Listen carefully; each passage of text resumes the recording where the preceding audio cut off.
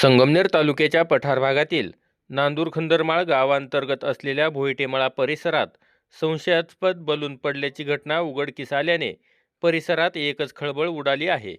हा बलून नेमका कोणत्या संस्थेचा आहे का, तसेच तो कोणत्या संशोधनासाठी वापरण्यात येत आहे का, याबाबत ग्रामस्थांमध्ये विविध तर्कवितर्क सुरू झाले होते. भोईटेमाळा येथील शेतकरी विपुल सुपेकर हे बुधवार दिनांक 28 जानेवारी रोजी सकाळच्या सुमारास आपल्या शेतात पाणी भरत असताना त्यांना हा बलून शेतात पडलेला आढळून आला. सुरुवातीला साधा बलून असल्याचे वाटले असले तरी जवळ जाऊन पाहिल्यानंतर त्यांना आकार आणि त्यात जोडलेले काही साहित्य पाहून त्यांचा संशय बळावला. यानंतर ही माहिती आजूबाजूला समजली.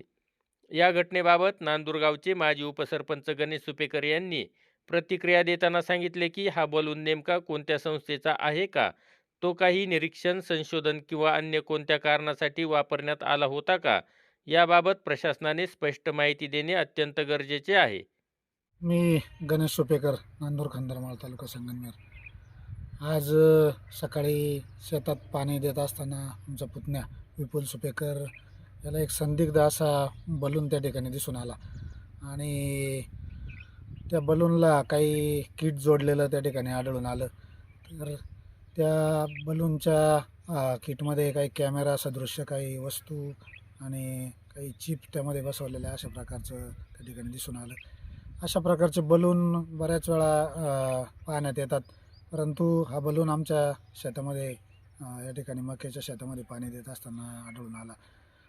तर हा बलून कुठल्या संस्थेने, कुठल्या संशोधनासाठी किंवा कुठल्या सर्वेक्षणासाठी कोणी सोडलेला आहे का, आणि त्याचं कारण काय? तर अशा प्रकारचं चौकशी महसूल प्रशासनाने या ठिकाणी करावी. यापूर्वी असे बलून या ठिकाणी आढळून आले. काही लोकांनी ते पोलीस स्टेशनला जमा केले, परंतु त्याचं पुढे काय झालं याची कोणालाच कल्पना मिळाली नाही.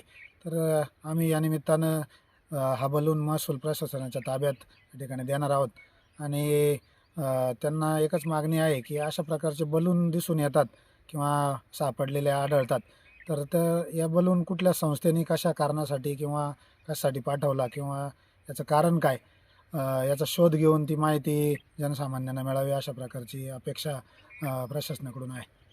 अशा प्रकारच्या घटनांमुळे सर्वसामान्य नागरिकांमध्ये भीती व संभ्रम निर्माण होतो. अशा बलूनमुळे कोणताही धोका निर्माण होतो का, तसेच तो कुठून आला व कशासाठी वापरण्यात आला होता, याची चौकशी संबंधित प्रशासन व यंत्रणांनी तातडीने करावी, अशी मागणी ग्रामस्थांकडून होत आहे.